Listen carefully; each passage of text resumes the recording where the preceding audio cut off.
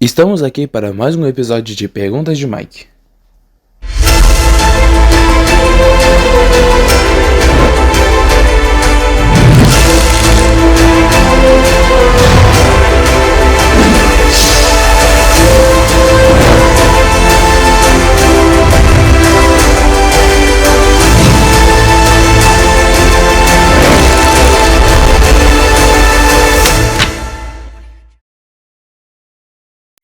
Episódio de hoje: Problemas no futuro. Mike foi visitar os amigos na Igreja Central de Brasília neste sábado. Eles estiveram juntos no culto e foram para sua casa, jogaram jogos bíblicos e conversaram muito. E aí, galera? Se fosse tudo sempre assim, né? Se a gente pudesse estar sempre junto com os amigos de todos os lugares em momentos como esses. Esse sábado está sendo muito legal. Se é bom assim agora, imagine quando Deus vier e fizer tudo novo e perfeito depois que o mal for destruído, né? É um alívio saber que o futuro vai ser assim, não é? Esse mundo tá muito complicado, tantas coisas ruins. É o que parece. Realmente é o que parece, mano. Verdade. Fazer o quê? Tá muito perto Mas- mesmo. Nossa. Lendo a Bíblia e o livro O Grande Conflito, aprendi que, antes disso tudo acontecer, vamos passar por um tempo muito difícil de perseguição no futuro. Será que a gente tem como saber como tudo isso vai acontecer? É uma boa pergunta, João. Perguntei a mesma coisa à minha mãe e ela ficou muito feliz em saber que eu me interessava por esses assuntos. Na realidade, somos muito sortudos, porque Deus nos revelou antecipadamente o que vai acontecer. Assim, podemos estar preparados em vez de sermos surpreendidos, não acha?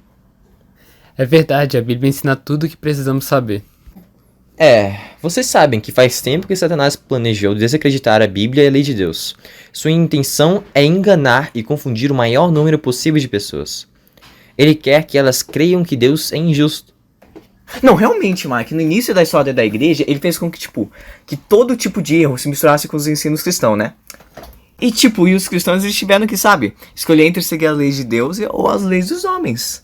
Mas tiveram que decidir se acreditavam no que a Bíblia ensinava ou no que os homens falavam. Muitos fazem bullying com as pessoas que creem que a Bíblia é verdadeira e que deve ser seguida. Isso já aconteceu com os colegas meus. Claro! Satanás influenciou os líderes da igreja para chamar essas pessoas fiéis de fanáticas. E diziam que elas não tinham conhecimento suficiente para entender o real significado da Bíblia. Ele também os influenciou muitos líderes a dizer que a lei de Deus tinha sido abolida. Mas isso não faz sentido. Muito difícil algo funcionar organizadamente sem leis. Claro que o governo de Deus não pode existir sem leis. Tudo pode fazer sentido para elas se o inimigo puder convencer as pessoas de que as leis de Deus não são importantes. Então, elas não terão de guardá-las. É muito mais fácil acreditar que as suas leis foram abolidas do que ser obediente a elas, não acha? Para o ser humano é fácil errar, principalmente quando não tem ninguém vendo e não tem nenhuma regra para seguir. Se disserem que não tem mais leis nem crimes, é provável que uns poucos continuem sendo honestos, mas outros com certeza se tornarão desonestos. Nesse caso, seria muito difícil confiar uns nos outros. Isso aconteceu na França no passado, quando as leis de Deus foram desconsideradas. Eles aboliram as leis de Deus e as pessoas ficaram desonestas e roubavam as coisas. Soube que a vida humana deixou de ser importante. Muitas pessoas foram mortas. O casamento não era mais algo sagrado. As crianças eram desobedientes. O país inteiro se encheu de violência. Até os tribunais e os juízes se tornaram injustos. Quem desejaria viver num país assim? Mas as pessoas não pensam nisso quando ignoram as leis de Deus e a maneira como ele aconselha que vivamos. As pessoas acham que sabem mais do que Deus. É sério isso mesmo? Acho que, como Satanás não conseguia impedir que as pessoas tivessem a Bíblia, acho que ele, resolveu convencê-las que a Bíblia não era importante, né? Então isso com certeza tem sido mais eficiente. O conflito é iminente desde o início do grande conflito no céu. O propósito de Satanás tem sido subverter a lei de Deus, perverter as doutrinas da Bíblia e, assim, incorporar erros na fé alimentada por milhares. Quer seja pondo de parte toda a lei, quer seja rejeitando um de seus preceitos. O resultado será o mesmo, porque qualquer um que guardar toda a lei e deslizar em um só ponto é culpado de todos. A Bíblia está ao alcance de todos, mas poucos há que a aceitam como guia de vida. Muitos negam os pilares da fé cristã: a criação, a queda do homem, a expiação e a lei de Deus. Milhares consideram como prova de fraqueza depositar total confiança na Bíblia. Nenhum erro fere mais a autoridade do céu do que a doutrina de que a lei de Deus foi abolida. Seria mais razoável que as nações abolissem suas leis do que o governador do universo anular a sua lei. Se forem rejeitadas completamente as restrições impostas pela lei de Deus, as leis humanas logo serão também desobedecidas. Este texto foi escrito em 1888 e parece que foi escrito na nossa época. Os resultados de se banir os preceitos de Deus está sendo de uma ordem não prevista pelas pessoas. A propriedade não mais está segura. Os homens obtêm pela violência as posses de seus semelhantes. O mais forte se tornou o mais rico. A própria vida não é respeitada. O voto matrimonial não é o baluarte da proteção da família. O que tem força toma pela violência a esposa de seu vizinho. O quinto mandamento é posto de parte junto com o quarto. Filhos não recuam de tirar a vida de seus pais. Assim procedendo, podem satisfazer ao desejo do coração corrompido. O mundo civilizado se tornou uma horda de salteadores e assassinos, e a paz e a felicidade estão desaparecendo da terra. Ilegalidade e corrupção nos assoberbam igual maré esmagadora. Mesmo nos lares que se dizem cristãos, existe hipocrisia, contenda, traição de santos legados, condescendência para com as paixões. Os princípios religiosos, fundamento da vida social, assemelham-se a uma massa vacilante, prestes a ruir. Os mais vis criminosos tornam-se muitas vezes recebedores de atenções, como se houvessem alcançado invejável distinção. Dá-se grande publicidade a seus crimes. A imprensa publica as minúcias revoltantes do vício, iniciando dessa maneira outros na prática da fraude, roubo e assassínio. O enfatuamento do vício, a terrível intemperança e a iniquidade de todos os graus deveriam despertar a todos. Os tribunais de justiça estão corrompidos. Governantes são movidos pelo desejo de ganho e amor aos prazeres sensuais. A intemperança obscureceu a muitos, de modo que Satanás exerce sobre eles quase completo domínio. Os juristas se acham pervertidos, subordinados, seduzidos. Embriaguez e orgia, desonestidade de toda sorte estão representadas entre os que administram as leis. Agora que Satanás não pode mais conservar o mundo sob seu domínio, privando-o das escrituras, recorre a outros meios para realizar o mesmo objetivo. Destruir a fé na Bíblia funciona tão bem quanto destruir a própria Bíblia. Tal como em épocas passadas, ele está operando através da igreja a fim de favorecer seus desígnios. Combatendo verdades impopulares apresentadas na Bíblia, adotam interpretações que têm espalhado largamente as sementes do ceticismo.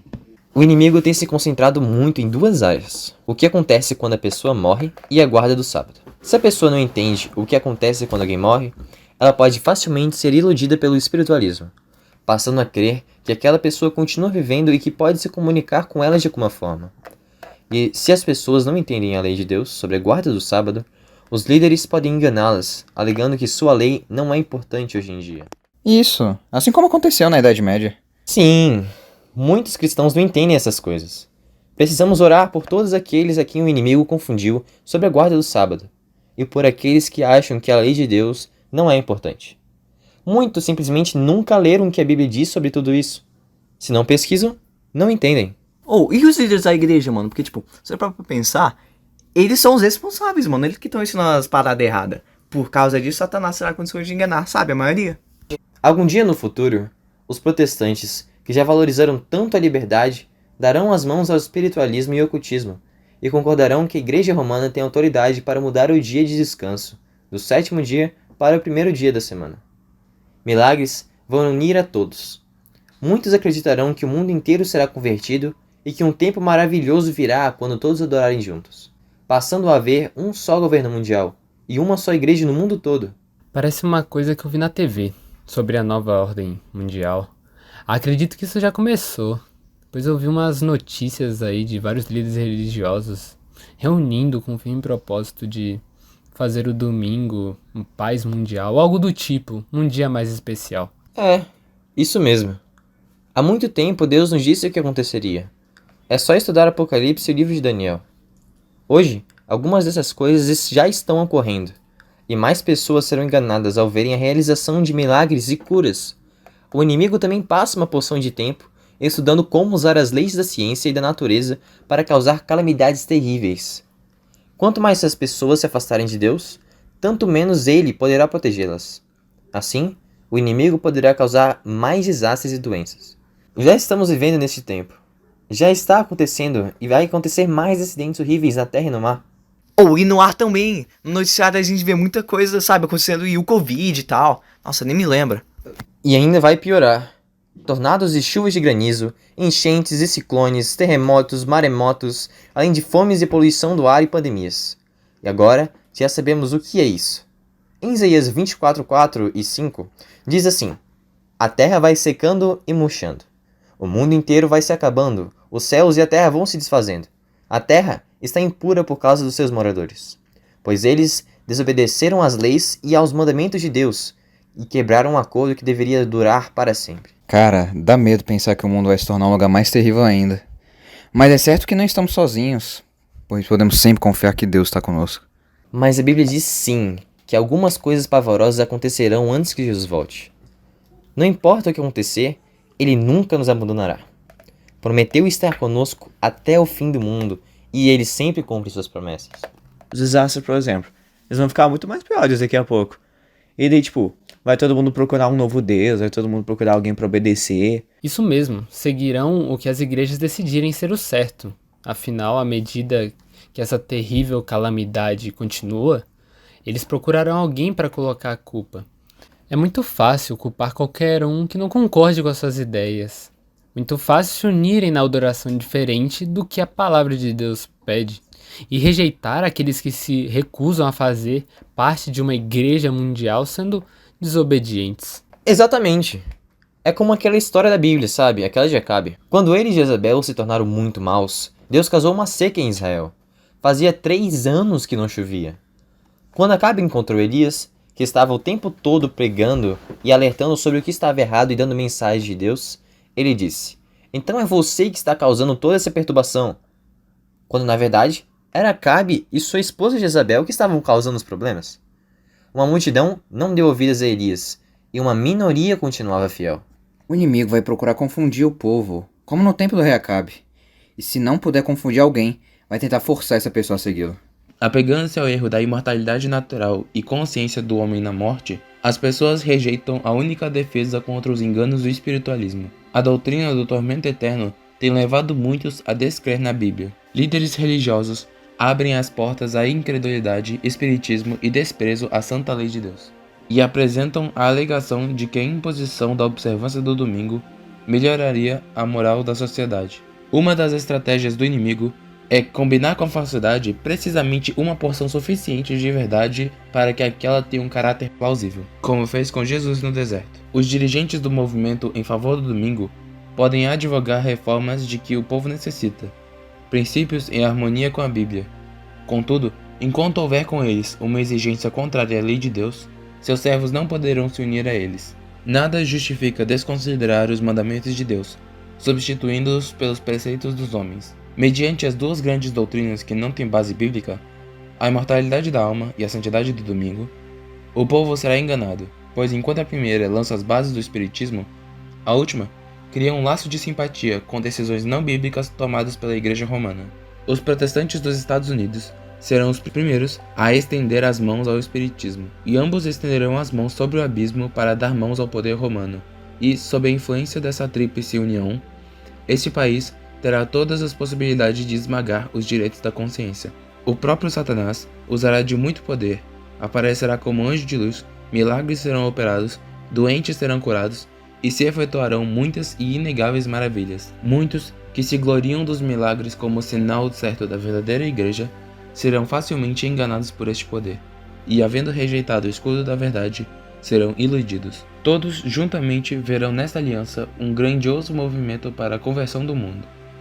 Satanás aparecerá como o benfeitor da humanidade, curando enfermidades e apresentando um novo sistema de fé religiosa. Ao mesmo tempo, trará moléstias e desastres até que cidades populosas se reduzam a ruínas, trazendo calamidade, acidentes por mar e terra, grandes incêndios, violentos furacões e saraivadas, tempestades, inundações, ciclones, ressacas e terremotos, destruindo a seara que está madura, trazendo fome e angústia, trazendo infecção moral e fazendo milhares perecerem, e levando os homens a crer que é Deus quem os aflige. Também é seu objetivo incitar as nações à guerra, pois assim pode desviar o espírito do povo da obra de preparo para estar em pé no dia de Deus. Ele ajudará e fará prosperar alguns, a fim de favorecer os seus próprios intuitos. Então, o grande enganador persuadirá os homens a lançarem a culpa de todos os seus sofrimentos àqueles que obedecem aos mandamentos de Deus. Declarará que estes estão ofendendo a Deus pela violação do domingo, que eles estão impedindo a restauração da prosperidade e do favor de Deus, que foi este pecado que acarretou calamidades, e que estas não cessarão antes que a observância do domingo seja estritamente imposta. Os espíritos declararão que Deus os enviou para convencer os que rejeitam o domingo de seu erro. Eles lamentarão a grande impiedade no mundo e apoiarão o testemunho dos líderes religiosos, que negam a obrigação da lei divina, de que o estado de degradação moral está sendo causado pela profanação do domingo. Nas assembleias legislativas e nos tribunais de justiça, os observadores dos mandamentos de Deus serão condenados. A liberdade de consciência, obtida a tão elevado preço de sacrifício, não mais será respeitada. No conflito prestes a desencadear-se, veremos exemplificadas as palavras do profeta: irou-se o dragão contra a mulher e foi pelejar com os restantes da sua descendência, os que guardam os mandamentos de Deus e têm o testemunho de Jesus. Aqueles que guardam o sábado bíblico serão acusados de desobedecer ao governo que terá o dia de domingo como o dia da família e do bem e da paz entre as nações. Ministros e líderes pregarão do púlpito que Deus quer que eles obedeçam ao governo e se unam. Vão acusar e condenar pessoas fiéis aos mandamentos de Deus de traidores das nações. Não que sejamos contra a união, a paz entre as nações e a família. Muito pelo contrário. Isso seria maravilhoso, mas do jeito certo. Sendo obedientes aos mandamentos de Deus. Não sendo desobedientes à palavra de Deus só para viver em paz. Mas tipo, será que essas coisas podem realmente acontecer? Porque se for assim, vai ser terrível.